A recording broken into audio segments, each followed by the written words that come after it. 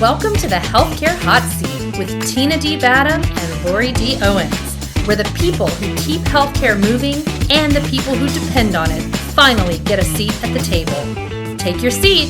The conversation starts now. Welcome back to the Healthcare Hot Seat, where we shine a light on what's working, what's broken, and what needs to change in healthcare and beyond. I'm Lori. And I'm Tina, and today's episode is one we believe will resonate with so many of you. Caregivers, healthcare professionals, agency leaders, entrepreneurs, really just anyone juggling multiple roles while trying to stay grounded and well. Exactly. The pressure to do it all is real, and too often self-care becomes the first thing to disappear. That's why today's conversation really matters.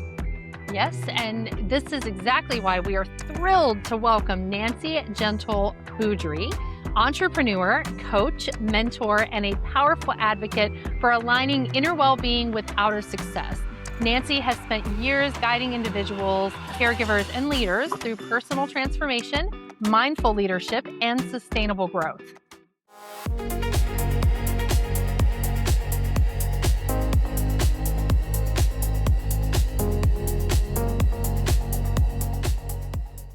Nancy, we are so excited to have you here. Welcome to the Healthcare Hot Seat.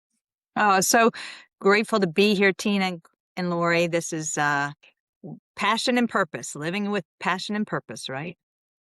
I love it. Passion and purpose.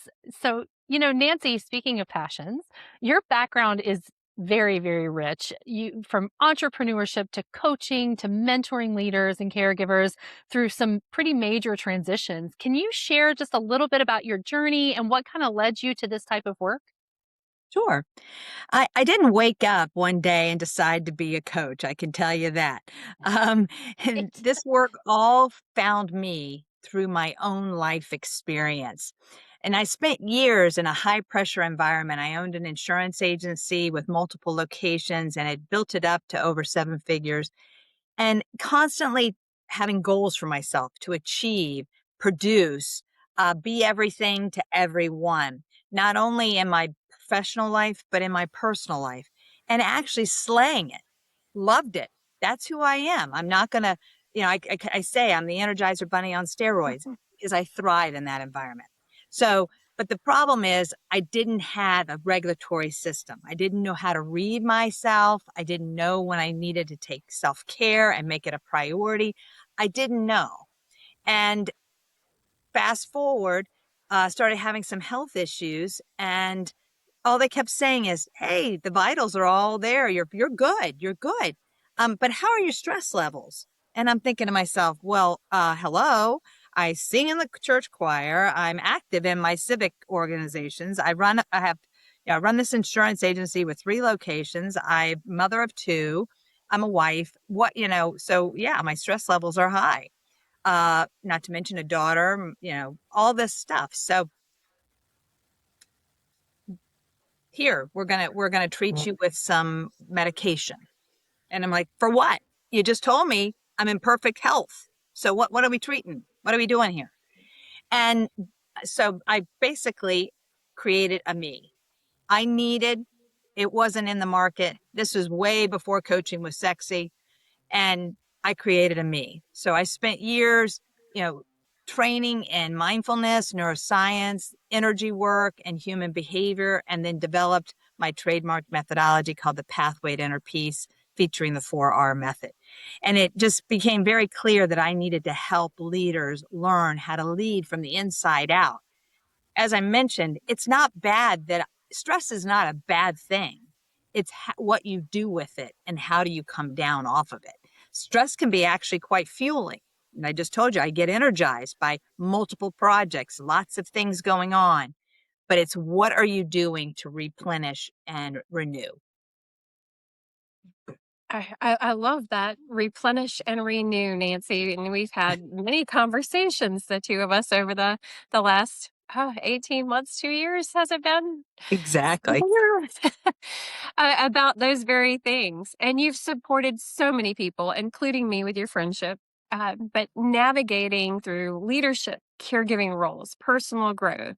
How did your own experiences shape the way you approach your work?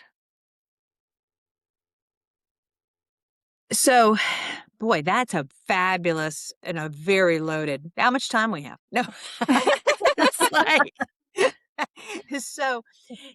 I said it's all about um, leading from the inside out. You have to have self awareness, but I'm not talking about. So I'm going to talk from my lane.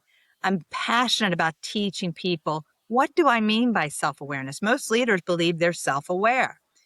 But what I'm talking about is how does your emotions and your thoughts influence how you show up and you lead, whether you're leading your family or whether you're leading your business or your team. And all spiraling back to self-care. So it is about you taking responsibility for how you show up, and if you are spent and burnt out and stressed out, your team is going to feel that. Your family is going to feel that. So, what are you doing to take responsibility for your own self care? It's a non negotiable. What is that? And what do we mean by that? Because it's not a luxury, it's maintaining your nervous system, your mind, your energy. And that's what to me makes good leadership. I think one of the things, and we talked about this a little bit in some of our prep work, Nancy, but one of the things that we like to say, self care is really healthcare. It's not a Yeah. luxury, it's not an No. afterthought. It's actually a foundational part of functioning well. So, from your perspective, can you just kind of tell us what does that really mean? So honestly, I learned this the hard way, and that's as you just heard. So there are moments in our body really does speak. Our body is the best mind reader ever. And stress shows up physically, emotionally, and energetically. And what I realized is you can't pour into others and lead others without caring for yourself. So, and as leaders, we often are conditioned to be everything to everyone. And we're praised for being that way. We lead, we care, we give, we hold it all together, but no one is teaching us how to sustain and not lose ourselves. So I think it's very, very hard. And what I'm trying to do is redefine the definition of leadership, not as over functioning or self sacrifice, but more of an inner alignment and leading from the inside out instead of constantly pouring from an empty cup, which is what I discovered was happening to me. And until I figured out healthy boundaries, healthy practices for myself, and not putting myself as a back burner, changing programming and belief that by sacrificing, this is what is expected of me. You can give to your family from a full cup, not self-sacrifice, right? So just really redefining my role, how I want to show up, and do it by example, not so much of what I speak, right? So live it. I love that you use full cup because that is one of Lori's favorite phrases. Whatever fills your cup. We hear Exactly. that a lot around here. It's great, but she's right, and it comes Yes. directly from that. So it Self-care isn't selfish. It's no, stewardship. Let's yes, just it really is. change. Like truly it is. I used to say, give mom a moment because I'll be a better mom when I show up. Like I would go and sit in this rocking chair when they were little, and I would go, I got to go over here and regroup, and then I'll come back being a better mommy. And it was like, okay, I was trying to teach them. You don't have to just keep showing up, keep showing like a rapid fire. Go over and regroup. Yes. And that really redefines too, Nancy, like how we look at success and define success. Is success really the schedule that's busy from the time that you wake up until you pass out at night? Is that Right. really success? Right. And truly like looking at the life that you want for yourself, for your family, and the example that you want to set for your children. Um, Exactly. and I I look at caregivers, agency leaders. I, really, society in general. It's not just, people in those specific professions, but people are constantly pouring into others, in particular in those types of roles where you're caregivers or you're a parent or, um, a leader in a company. You're pouring into others. So what are the biggest misconceptions that you see around self-care?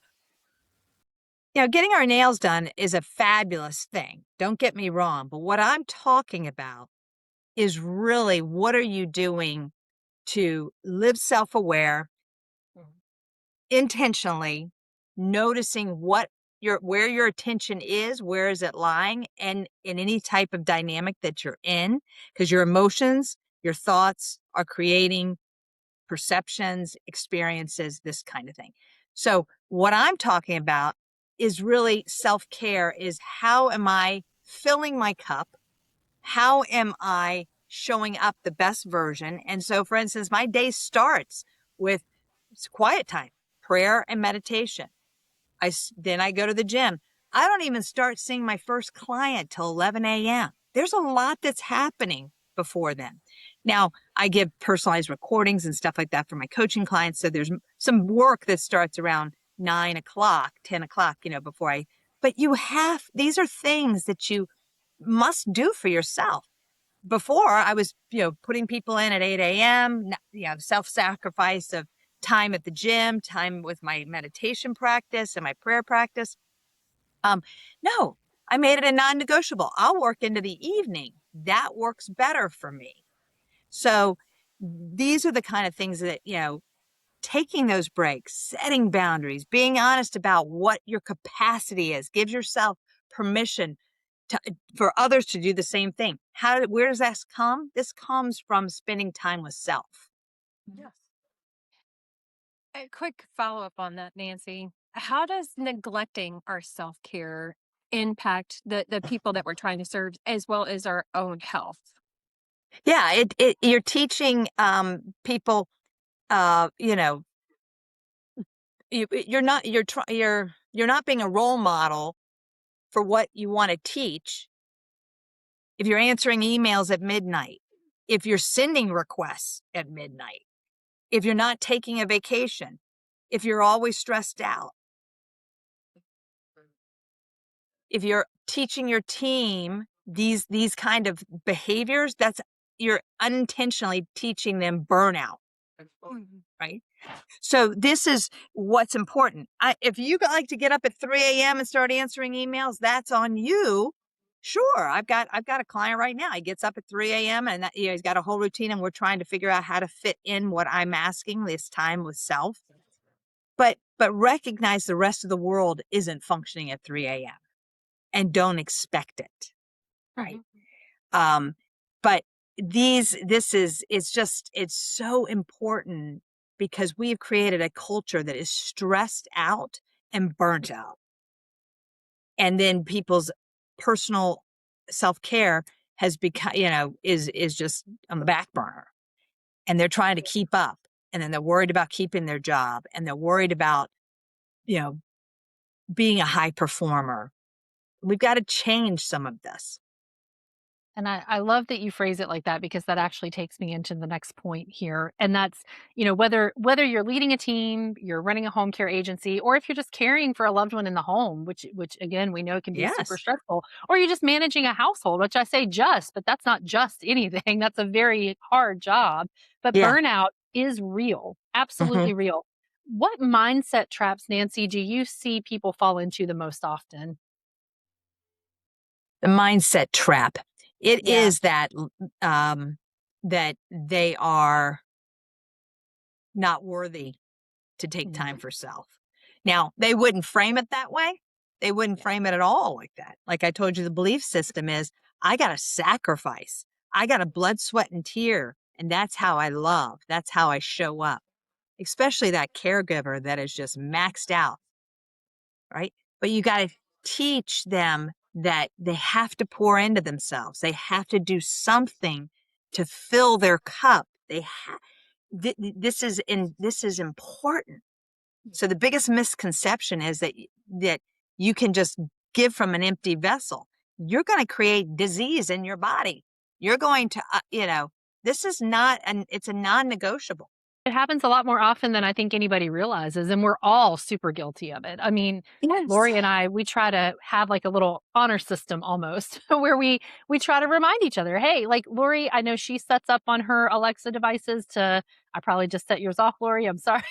But she sets it up on there to play like a calming music in the morning. And then in Mhm. the evenings, like to get up and shake it out. Like we do that together very, pretty often. And she'll include me in that as like a reminder that, hey, you can't just sit there all day. And we're both very bad about that. We'll say, well, we've sat in the chair all day today and it's Yes. no good for you. You feel bad. You feel Yeah. bad. And I think Well, that this is wears what you you're down and talking it about chips away. is those micro moments, right? Those Yeah. micro resets. That's Yes. exactly. It's not a full blown take 30 minutes. Let's talk about Right. just micro resets, Yeah. little Right. teeny things. Get up, shake it out, put on some calm music.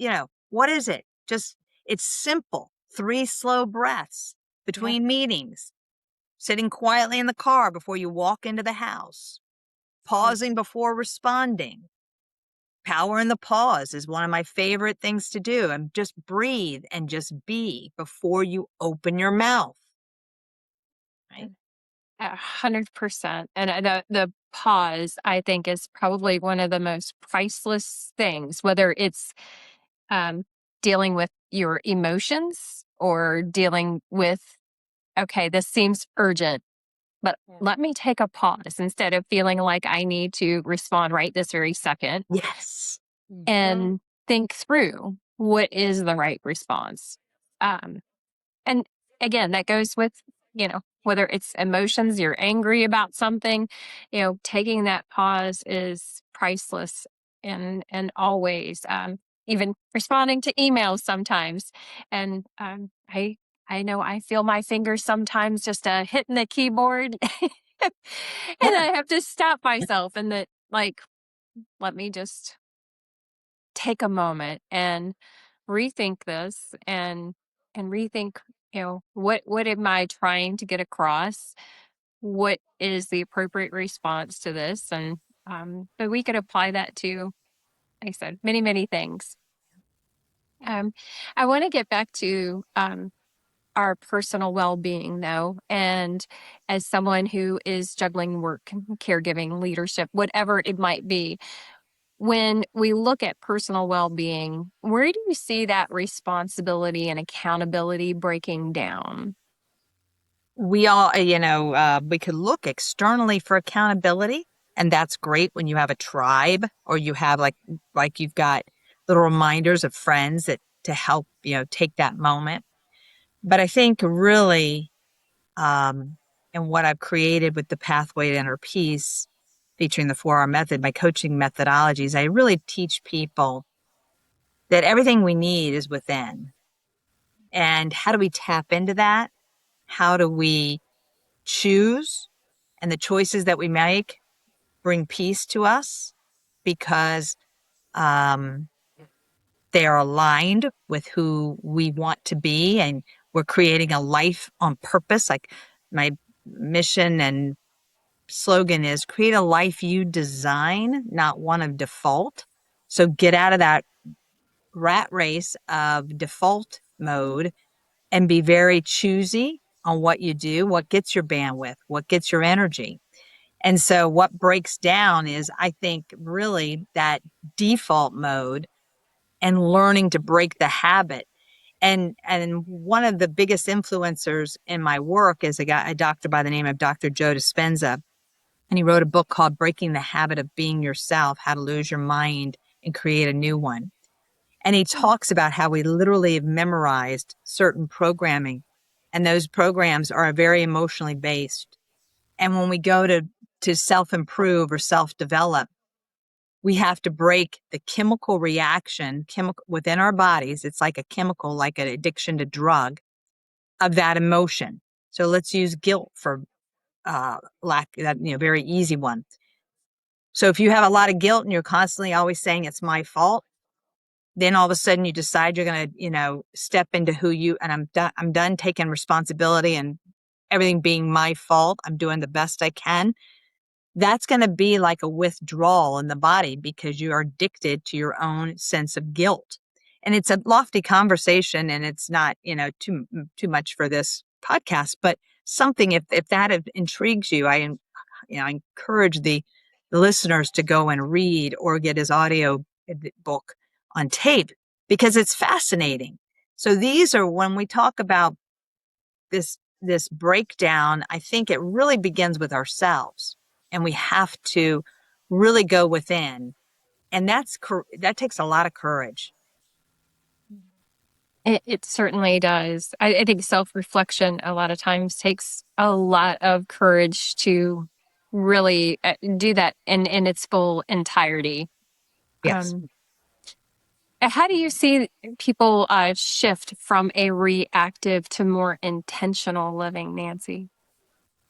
Gosh, that's the most beautiful thing when I work with folks, watching that transformation. And I think it's most prevalent. I'm going to think of one example. This one gal, she was the COO of a hospital, and she was, very similar to myself, everything to everyone. Um, and it's more about teaching her things that help her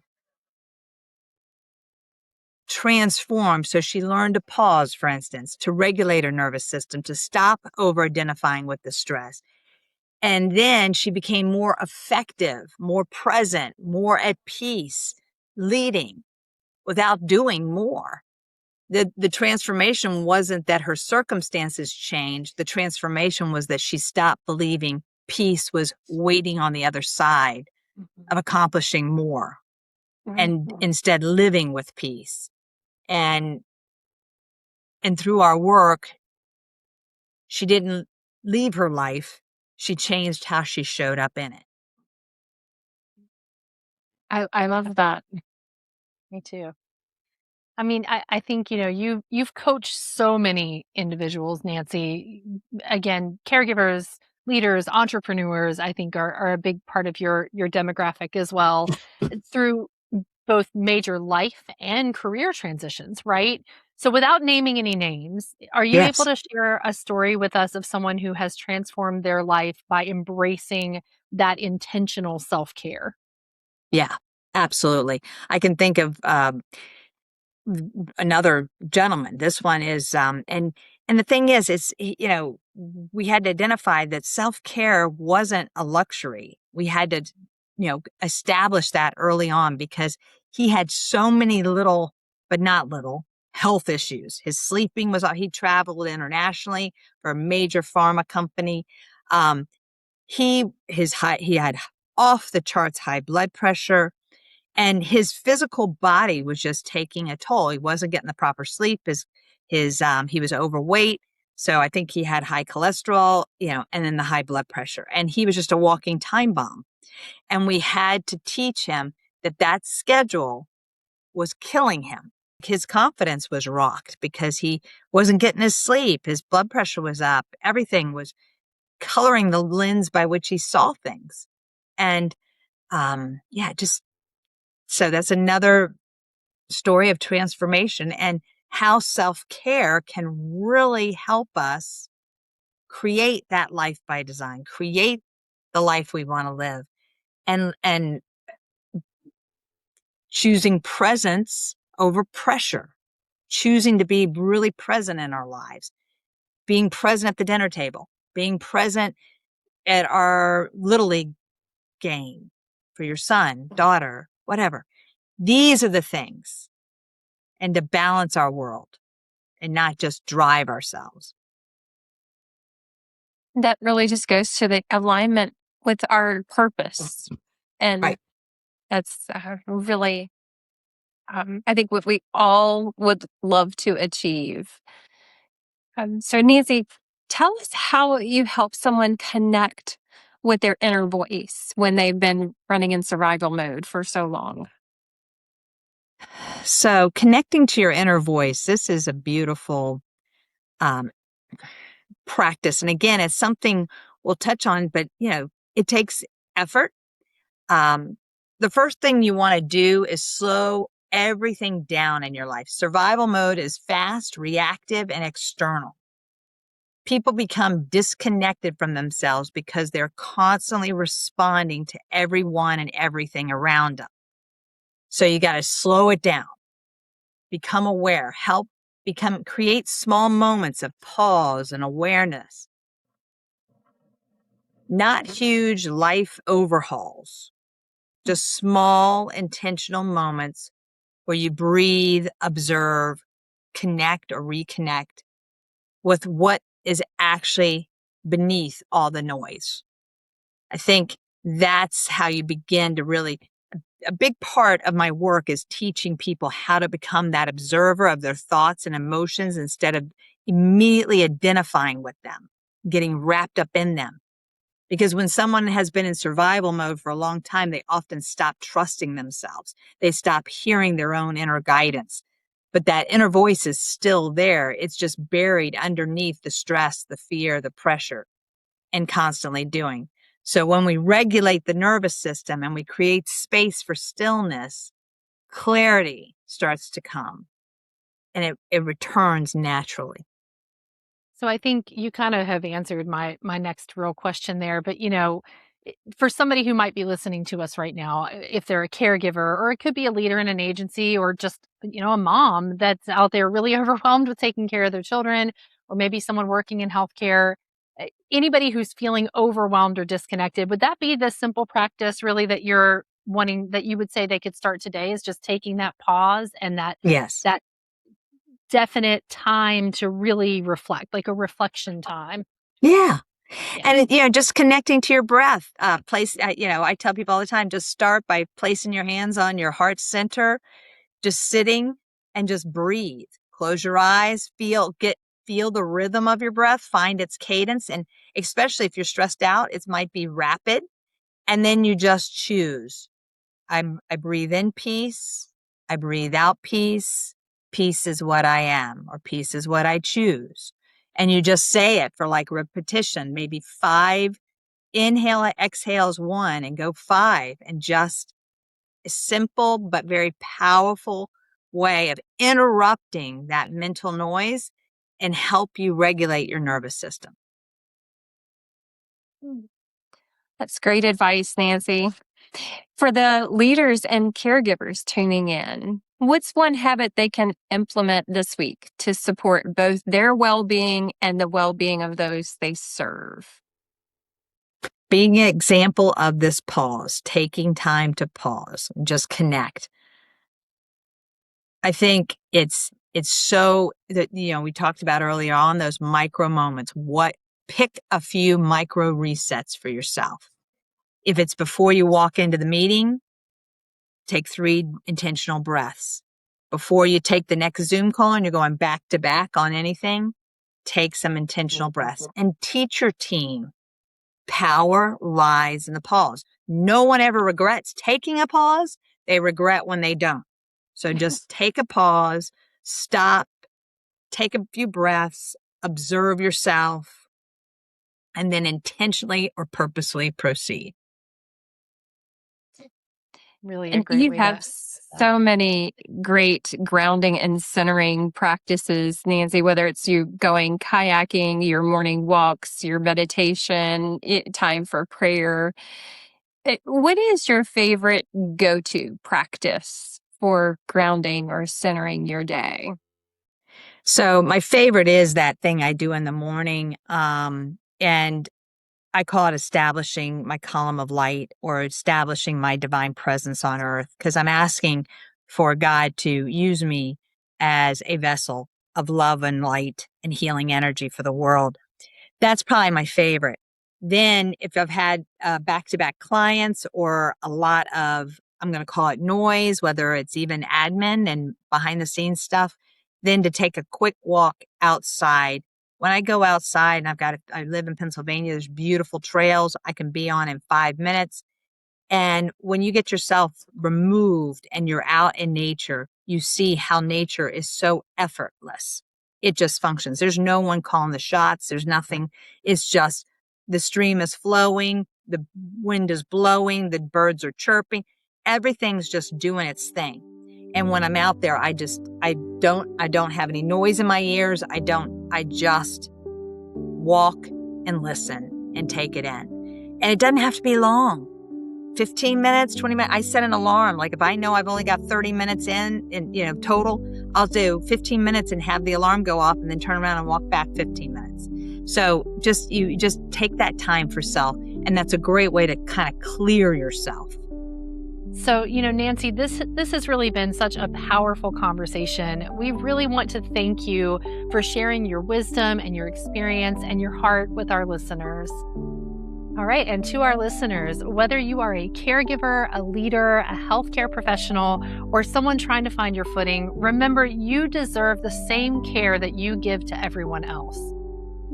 And make sure you subscribe, comment, and share this episode. And as always, until next time, stay curious, stay informed, and stay in the hot seat.